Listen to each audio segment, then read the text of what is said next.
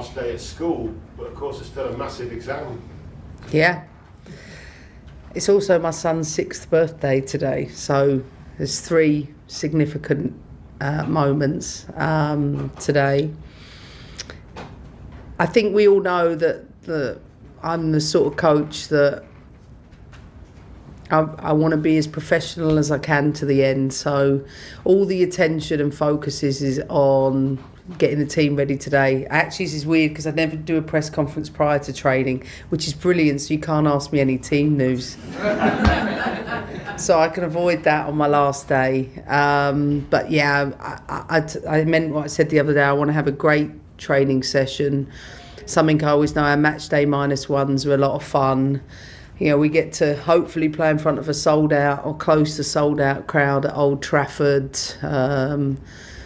And we get the opportunity that you train so hard for, is to be in with a shout on a title on the last day. That's all I've asked for from the players. And no matter the outcome tomorrow, I'm just extremely proud of the efforts of everyone to put us in this position. How difficult is that, though? Obviously, that's what you're trying to do, and you're so experienced, I'm sure you'll manage to do it. But how difficult is it to do it? Because everyone around here is feeling emotional, I'm sure. Yeah, I mean, of course. I mean, I had my last drive into work today. My office is already cleared out. It's my last coaching session with a group of people who I've built strong bonds with. So I think staying on top of emotion is something I'm really good at. Sometimes I really hate that. I think you have to do that a lot as a manager. Sort of, you know, take a lot of emotion out of things, which probably one of the reasons why I'm leaving this job. Like, I miss Emma, and, you know, feeling like I don't have to watch every word I say or worry about what my body language looks like in every situation because I've got cameras on me. And but I wouldn't change a single thing, and I am so delighted to get one more training session with my team and one more game, and I know for sure we're going to enjoy it.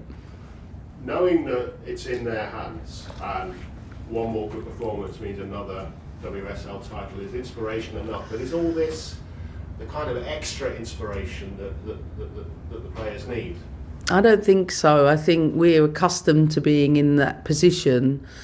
I think everybody knows what's at stake, but look, we've had a lot of winning, and so I don't really think the pressure's on us. You know, of course I'd love to leave with another title, but it definitely won't define my tenure here. And I know for the players that for me the most important thing is that we continue to stick together in the next couple of days, and we can continue to demonstrate, you know, why we've always had the resilience to be at the top end, you know, come the business end of the season. Obviously everyone knows you're a top coach, you know all about fine margins. Yeah. That conceding, was that mind games? No, if Man City won the game at the weekend, they're at home to Arsenal. If I were to ask you what the odds were at 88 minutes of Chelsea being in for a shout of a title, they were extremely slim. I genuinely felt Man City would have won that game at home, having been in Man City's positions previously. So I felt everything was there for City to win at that point, but they didn't. And at that moment in time, and they left that door ajar. So I know people think it was mind games. Trust me, it was not in that moment. There's probably been many of them, but that definitely wasn't one of them. What got us here won't get us there. Yeah. The team slogan, and that's very true today. Yeah. Well, look, we've had to deal with a lot too this year. It's not just, you know, this long farewell that's gone on, but there's players leaving that, you know, have been legends of this club. There is a transition in the players that are coming through. You know, we had an 18-year-old and a 19-year-old playing against Tottenham in title-deciding moments. I trust in this whole group, and I'm delighted to being a place where we can go into tomorrow's game with everybody feeling like they can contribute. But if you don't mind sharing with us, that slogan has been a part of the gift that you've given to every one of the squad. Can you tell us? Yeah, just worked with an incredible woman called Becky to design a personalised championship ring. Mainly from my time in the US, I always liked their chunky championship rings, but it's a ring to sort of epitomise my 12-year tenure, featuring bits of my favourite kit at that time, obviously club logos and what got us here slogan on the front of it, and a personalised message to everyone. And you got a gift back from the players as well? Yeah, no, I got this incredible piece of art from the players that's sitting on my sideboard at home with this incredible vase, but is including everything, memories in the last 12 years that matter to us all, scripted into it. And yeah, we had a really nice barbecue last week, and got a chance to sort of just sit outside the building actually and have a nice time with each other. So thank you. Cheers, Gary.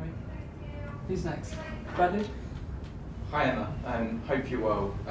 There's been so many twists and turns in this title race this season. How have you found it from your perspective? Probably no different from any others, except the set of challenges are different every year. I think the biggest challenge is obviously that I have to maintain the standards, even though I'm the one departing at the end of the year. And that's tough. That's tough to do that.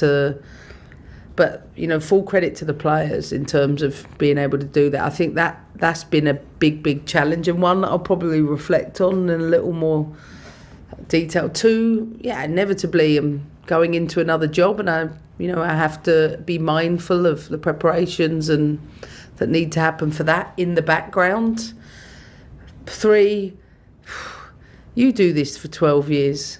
Do it for 12 years when you're in your menopause as well. Like, that's not easy. And I say that in a really, I learned a lot about being a woman in midlife in a position like this. And it's not easy. Really, really isn't.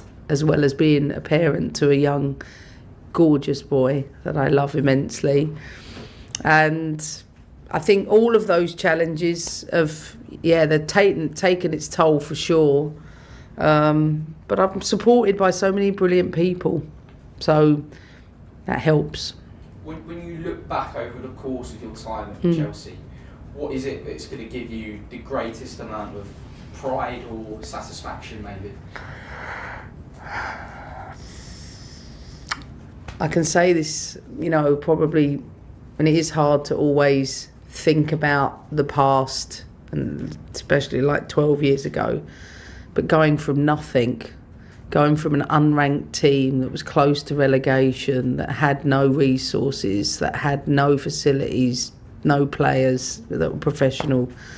I think the journey is probably the most satisfying piece of that. And people always like to pick holes at the things you don't do, but honestly what we've achieved here is remarkable considering our starting point. We didn't have a history in women's football. We're now considered one of the top sides in the world, and to get that respect and be part of a club that bought into that, I'm probably most proud of those. And then of course the people. This is about human beings, and being able to experience whomever they were, players, staff over that time that have built that. Yeah, I'd say they are. And of course winning. Yeah, winning is has been just as important, but I don't think the winning is going to be my lasting memories, to be honest. You were talking about the strain and everything that's taken out Yeah. of you being a manager in your first answer there. Obviously Jurgen Klopp is something similar. Do you think that needs to be looked at, the amount of pressure that managers are under it, and would that put you off managing in club football again? I absolutely love that you've given me the opportunity to open up, which I think is a really important topic. In the football world, so much has to change, whether it's off the pitch, from whatever, commercially to backroom staff to how we operate. The one thing that hasn't changed, in my opinion, over the course of times is press conference. I think this setting has to evolve so that it can be something that isn't. I get it. You're paid to gain content from this, but I'm not sure it's the best use of time between a manager and the press anymore. Like, sometimes I wish I was in the old days where maybe it was a small press pack. I actually did that earlier on, where you could sit in and you could have a little off the record conversation, but also like share good things. Now I think it's just an exercise of not tripping up. So that feels to us like, just, don't know, you say too much, you get whacked for it. You don't say enough, then it's just something dull, repetitive function that we have to serve for you guys. And I think this needs to modernise much in the way the football world does. So thanks for asking me that. No worries. And lastly, you're now going to be looking in from the outside as the WSL continues its growth. What more would you like to see in the coming years? Like, we've looked at TalkSport, at football boots, for example, and what we found is that there's not enough football boots designed for female athletes, either unisex or male, and it could be a contributing factor towards ACL injuries. Do you think that needs to be looked at as well as other things going forward? I think we all know I've been an advocate of, not just the women's game, but like how to do the best for women in the game. And I still think we're wide of the mark with that. If you think that, I don't know, I think there will be declining numbers of female coaches, I think for sure, because of the demands. And if you're a parent, forget about it. Like, unless we have an openness and a willingness to consider different things. And actually, this I'm sure I could speak for all facets of the business. If you're a physio, you're a doctor, you're a journalist, it's really, really difficult to be a parent and full-time in this industry, which isn't 9 to 5, it's 7 days a week. So I think being open to doing things differently. I'd love to see a co-coaching team. Like I said this before, I would love to see females coaching the game, maybe 2 mums that are able to maybe have a little bit of a shift. I think we have to consider those things. I think there is still not enough done in and around, the ACLs and boots are one part of that, and thank goodness there's research that's still being done on that. I personally think that'll take another 10 years to get to that point, and I think some of that is because there still isn't enough investment in our academies, in our youth system. So for me, it's like the women's game's just beginning. It's just beginning, and it's just more investment. But you know what? We don't have to shout about it in the same way when we almost sell out. A lot of big games now. I think the game is demonstrated in its own right that it's valuable, it's worth something. It's probably financially the biggest growth area in football. The Premier League is saturated in what you can earn from that if you are owners. But the women's game, maybe you could.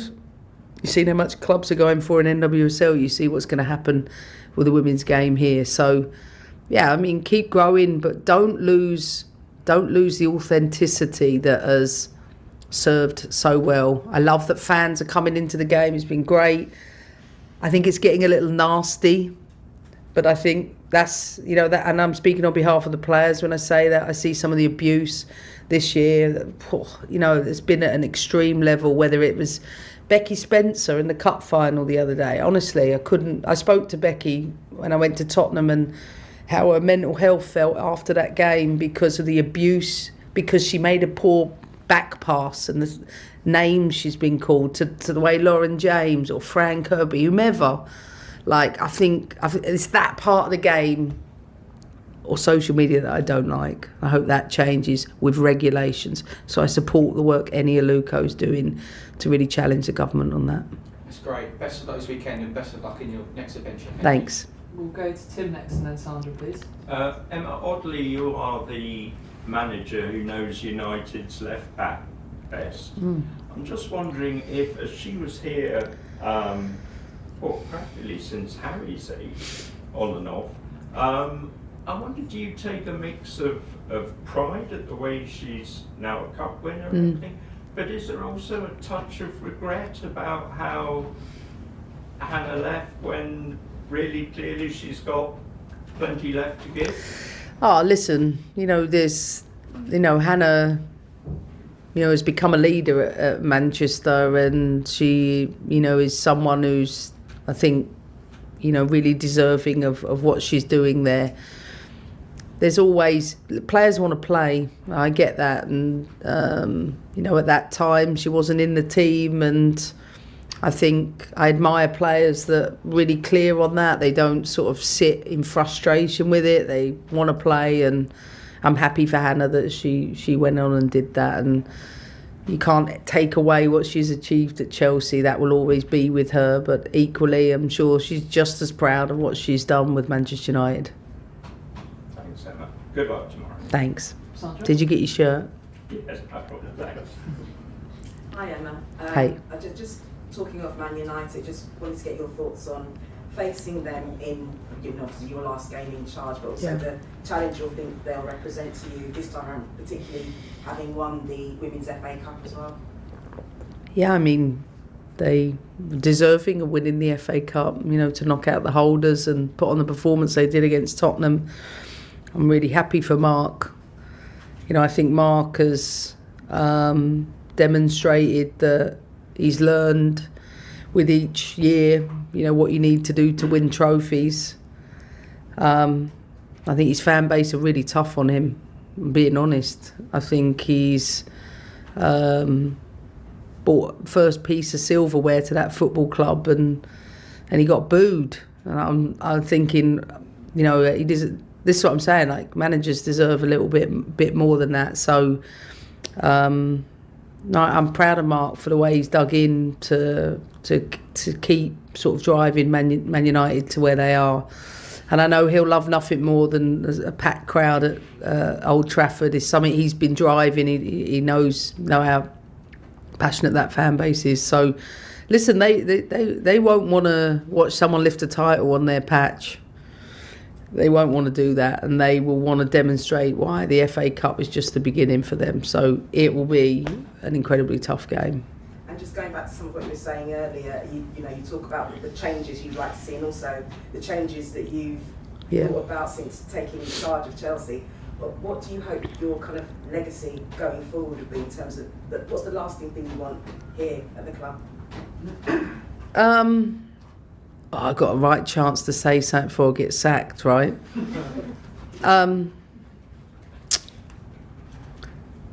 When I see Arsenal announce that they got 11 home games, this should be happening here. That's what I want to see at Chelsea. I want to see us play at Stamford Bridge every week, but sold out.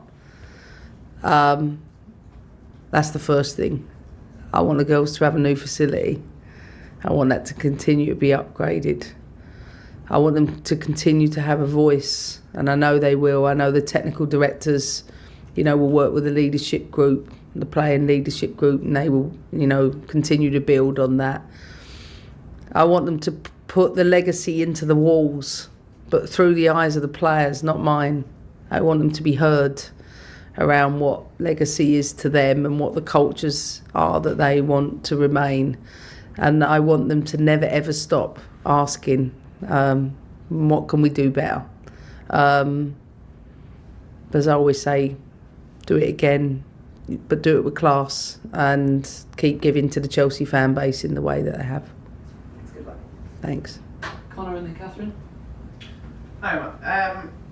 If you think back to when you announced your departure, and if you could have then written a script for how the rest of the league season would play out, would you have wanted to have been this hard fought with the up and downs? Does that sort of epitomise your time at Chelsea if you get over the line tomorrow? I think if you think of what Sir Alex said about his last season, when players know you're going and all the challenges that come, I think it's been tough for the. It's a lot of pressure to put on the players. Every week you ask me the same question, and they're having to perform with that unnecessary boulder on their shoulders. I promise you, they'll play with freedom tomorrow. There's no pressures. There's merely joy and privilege, and their manager is so proud of everything they've done, and I just want to look forward and make sure it's a day where we can just be Chelsea tomorrow. You spoke about the sort of young core that you're leaving for your replacement. Even in the last week, we've seen Aggie get her first call up, we've seen Hamana get the winner on Tuesday or Wednesday. You've also got Hannah Hampton in the development she's had this season. Now she comes up against England's established number one, and she is pushing her all the way to overtake her. How impressed have you been by her development? How much of a surprise has it maybe been, and what is her ceiling? I mean, Hannah has come in and, you know, she's taken on board everything we asked, particularly the first half of the season.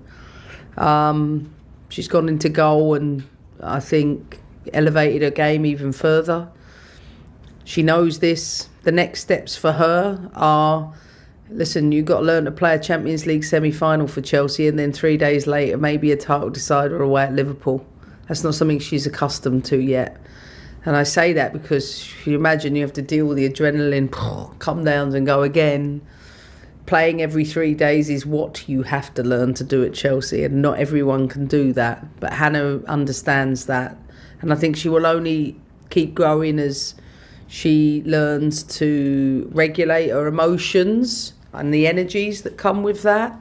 But let me tell you, she's a super kid. I love my time with Hannah Hampton. She's someone who is hard on herself, really, really hard on herself. Maybe lets that get in the way a little bit. But I have complete faith and trust that she will go on to be an extraordinary goalkeeper for both club and country. Finally, it's probably the most important question.